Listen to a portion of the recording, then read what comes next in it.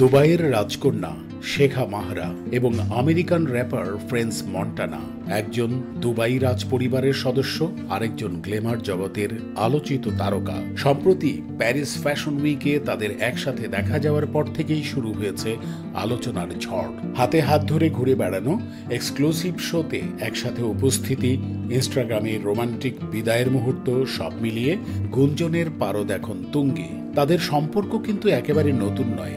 2024 সালের অক্টোবরে প্রথম একসাথে দেখা যায় শেখা মাহরা ও করিম খারবুজ অর্থাৎ ফ্রেন্স মন্টানাকে। শেখা মাহরার প্রাক্তন স্বামী শেখ মানা আল মাকতুমের সঙ্গে বিবাহ বিচ্ছেদের পরই কাছাকাছি আসেন তারা। প্রিয় স্বামী, যেহেতু আপনি অন্যান্য সঙ্গীদের সাথে ব্যস্ত, তাই আমি আমার বিচ্ছেদ ঘোষণা করছি। সাবধানে থেকো, তোমার প্রাক্তন স্ত্রী। এমন পোস্ট দেন শেখ মাহরা। আর করিম খারবুজ ওরফে ফ্রেন্স মন্টানা শুধু গায়ক নন, আফ্রিকার স্বাস্থ্য ও শিক্ষায় অবদান রাখা এক সমাজসেবক। সময় বলে দিবে তাদের এ সম্পর্ক কতদূর এগোবে।